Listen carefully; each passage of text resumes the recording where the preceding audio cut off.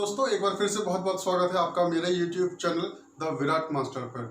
मैं सौरभ कुमार दोस्तों आपको बताऊंगा how to crack IAS prelims exam. ठीक है दोस्तों, तो आज हम बात करेंगे प्रीलिम्स एग्जाम के जनरल स्टडीज का पेपर 1 जो होता है उसके मुख्य 4 स्तंभ कौन से हैं, 4 मेन पिलर्स कौन से हैं जिनमें अच्छी तैयारी करके हम उसको आसानी से क्रैक कर सकते हैं।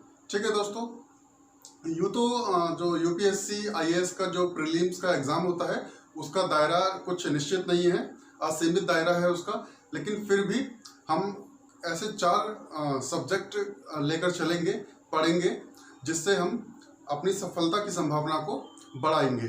ठीक है दोस्तों, तो आइए शुरू करते हैं वीडियो। और वीडियो शुरू करने से पहले दोस्तों मैं आपसे गुजारिश करूँगा कि आप हमारे YouTube चैनल को सब्सक्राइब कर लीजिए ताकि आने वाली वीडियोस की नोटिफिकेशन आपको मिल सके, क्योंकि हम अपने चैनल पर नई नई जानकारियाँ IAS से रिलेटेड जो टॉपिक्स होते हैं या इन्फॉर्मेशन जो भी होती है वो हम शेयर करते रहते हैं टाइम टू टाइम। ठीक है दोस्तों, तो सबसे पहले सब्सक्राइब कर लीजिए और बेल आइकन को प्रेस कर लीजिए ताकि आने वाली वीडियोस की नोटिफिकेशन सबसे पहले आप तक पहुँच सके। ठीक है दोस्तों, तो आइए शुरू करते हैं। तो जो IAS UPSC का जो एग्ज़ाम होता है दोस्तों, उसके प्रीलिम्स का जो जनरल स्टडीज पेपर 1 होता है उसको क्रैक करने के लिए दोस्तों आपको 4 सब्जेक्ट्स के ऊपर मेन फोकस रखना है। History, geography, polity, economy. अगर आप इन 4 सब्जेक्ट्स के ऊपर अपनी अच्छी पकड़ बना लेते हैं, अच्छी ग्रिप रख लेते हैं, तो आप आसानी से प्रीलिम्स का जो एग्जाम है उसको क्रैक कर सकते हैं। और वो कैसे कर सकते हैं, आपको कैसे पकड़ बनानी है, वो मैं आपको इस वीडियो के अंदर बताऊंगा। तो जुड़े रहिए, वीडियो को अंत तक देखिएगा ताकि एक अच्छी समझ आप विकसित कर सकें कि आपको स्टडी कैसे करनी है IAS के जनरल स्टडीज के पेपर जो 1 होता है प्रीलिम्स का, उसको क्रैक करने के लिए। ठीक है दोस्तों, तो सबसे पहले हम बात करते हैं हिस्ट्री की। तो हिस्ट्री में तो दोस्तों ऐसा कुछ ज़्यादा है नहीं समझने के लिए, विचार करने के लिए। आपको सिंपली आपको कोई भी बुक ले लेनी है और उसको स्टडी करना है जो भी आपके सिलेबस से रिलेटेड है। तो इसके लिए क्या करना है आपको, आमतौर पर जो क्वेश्चंस पूछे जाते हैं प्री एग्जाम के अंदर हिस्ट्री से, तो प्राचीन भारत और मध्यकालीन भारत से आपके कला, संस्कृति और जो नृत्य वगैरह होते हैं या फिर जो भी संस्कृति के जो कार्यक्रम वगैरह होते हैं वहाँ से पूछे जाते हैं। तो आप उसके लिए स्पेक्ट्रम की बुक है भारतीय कला एवं संस्कृति, तो आप उसको देख लीजिए, उसको रीड कर लीजिए, उसमें सारे टॉपिक्स अच्छे से एक्सप्लेन किए गए हैं, तो वहाँ से आप पढ़ सकते हैं। और हिस्ट्री के लिए आप दोस्तों 9th से 12th तक की जो NCERT की बुक्स है आप उसको प्रेफर कर सकते हैं, आप वो पढ़ लीजिए। और इसके अलावा आप अगर हिस्ट्री से जो आता है आधुनिक भारत, हमारा आधुनिक भारत के लिए आप स्पेक्ट्रम की बुक रख सकते हैं। और इस आफ्टर इंडिपेंडेंस के लिए आप विपिन चंद्र जी की बुक है उसको रेफर कर सकते हैं। आप इसको जो 4 बुक्स मैंने बताई है NCERT, स्पेक्ट्रम आपका आधुनिक भारत के लिए, और संस्कृत कला एवं संस्कृति के लिए, और आपका विपिन चंद्र पॉल जी की इंडिया आफ्टर इंडिपेंडेंस। तो आप इन 4 बुक्स को पढ़ लीजिए, अच्छे से समझ लीजिए। और आपको क्या करना है, आपको फोकस जो करना है, आपको आधुनिक भारत के उन टॉपिक्स पे फोकस करना है जो प्रीलिम्स के दृष्टिकोण से ज़्यादा इंपॉर्टेंट है। वो है 1885 के बाद की 1885, आफ्टर 1885 जो घटनाएं घटी हैं, आपको उन पे ज़्यादा फोकस रखना है। और इसके लिए क्या कीजिए आप दोस्तों, आप पिछले कुछ 4-5 वर्ष के जो प्रश्न पत्र हैं उनको उठा लीजिए और उनको देख लीजिए, आपको थोड़ा आइडिया मिल जाएगा वहाँ से। और उसके बाद आप अपनी तैयारी शुरू कीजिए। अगर आप तैयारी कर रहे हैं तो आप उन प्रश्नों को बीच बीच में देखते रहें और उनको सॉल्व करने की कोशिश करें। ठीक है दोस्तों, तो हिस्ट्री में ज़्यादा कुछ समझने के लिए, सोचने के लिए ऐसा है नहीं। आपको जनरली आपको जो मैंने आपने अभी बताई है, बुक्स बताई हैं, जो आप वहाँ से पढ़ लीजिए। आप आसानी से जो प्रीलिम्स का एग्जाम है IAS का जो पोर्शन है, आप वहाँ पर जो क्वेश्चंस पूछे जाते हैं उसमें 70 से 80% जो है आप प्रश्नों को हल करने में सक्षम हो जाएंगे।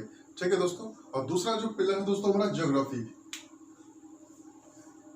ज्योग्राफी दोस्तों एक बहुत इंपॉर्टेंट सब्जेक्ट है, दोनों ही दृष्टिकोण से, प्रीलिम्स के लिए और मेंस के लिए। तो प्रीलिम्स के लिए दोस्तों जो आपको जो फोकस करना है, वैसे तो प्रीलिम्स और मेंस दोनों के लिए ही बात है ये, आपको जो इसके भूगोल के आधारभूत सिद्धांत हैं आपको उनको बारीकी से समझना है।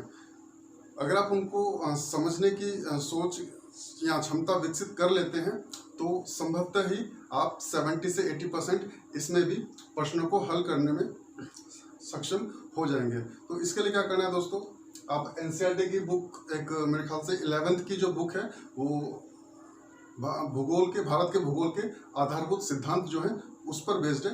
तो आप ज्योग्राफी की 11th क्लास की एक पर्टिकुलर जो बुक है आप उसको तो अच्छे से पढ़ लीजिए, अच्छे से समझ लीजिए। आपको रटना नहीं है, आपको समझना है।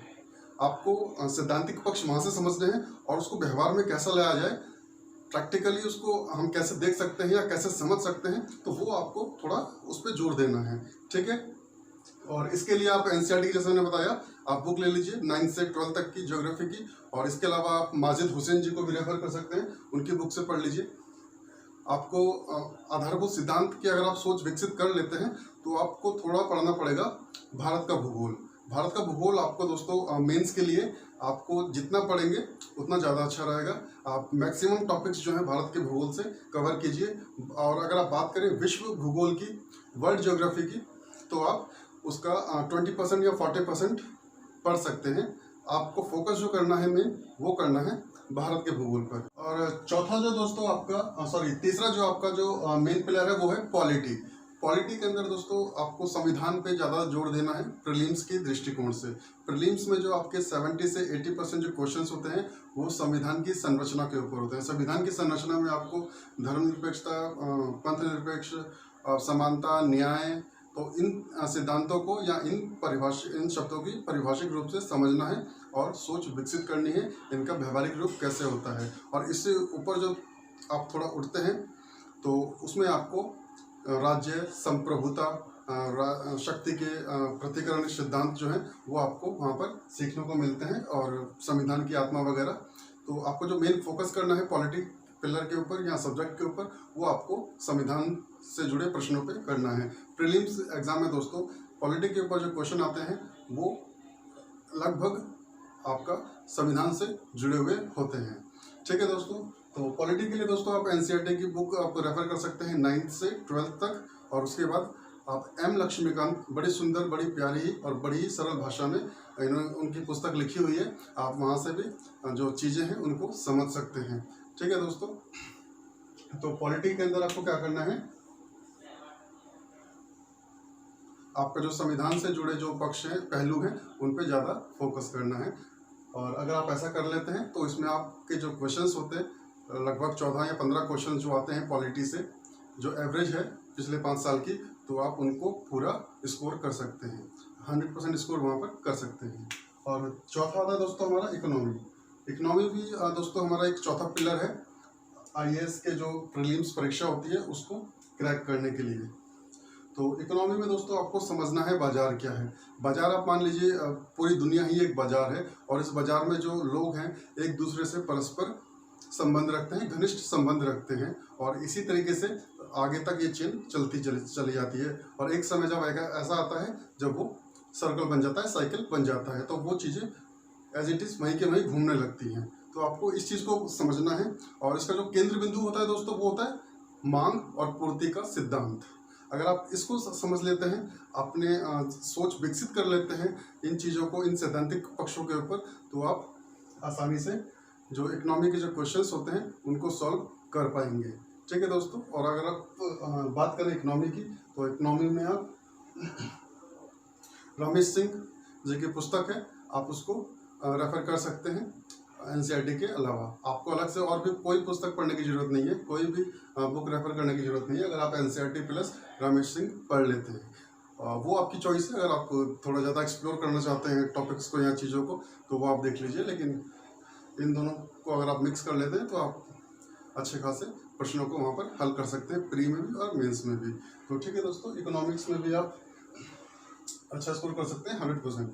तो जो 4 पिलर जो आज हमने बात की दोस्तों, हिस्ट्री, ज्योग्राफी, पॉलिटी, इकोनॉमी, आपको इन चारों सब्जेक्ट के जो टॉपिक्स हैं उनको अच्छे से समझ लेना है। और एक अच्छी सोच जो होती है दोस्तों, वो पढ़ाई करके उसका जोड़िए, कनेक्ट कीजिए कि उसका व्यवहारिक पक्ष क्या होता है, या मान लीजिए जो वर्तमान में जो घटनाएं घट रही हैं वो कैसे घट रही हैं, उनको रिलेट कीजिए इनके सिद्धांतों से। तो आपको जो आपकी जो तर्क शक्ति है या जो सोचने समझने की जो शक्ति है, विश्लेषण की शक्ति है, वो आपकी धीमे धीमे बढ़ने लगती है, वो थोड़ी इम्प्रूव होने लगती है। और ये काफ़ी इम्पोर्टेंट होता है दोस्तों इस परीक्षा के लिए। ठीक है दोस्तों, तो आज हमने बात की मेन 4 पिलर्स के लिए, और हम अपने यूपीएससी आईएएस एग्जाम्स को कैसे क्रैक कर सकते हैं, प्रिलिमिनरी एग्जाम के जनरल स्टडीज़ पेपर 1 को।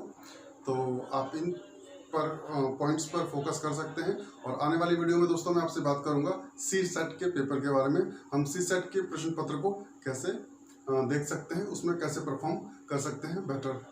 ठीक है दोस्तों, तो आज की वीडियो में इतना ही, मिलते हैं अगली वीडियो में। और अगर आपने अभी तक हमारे यूट्यूब चैनल को सब्सक्राइब नहीं किया है तो प्लीज़ सब्सक्राइब कर लीजिए, ताकि आने वाली वीडियोज़ की नोटिफिकेशन सबसे पहले आप तक पहुँच सके। Thank you.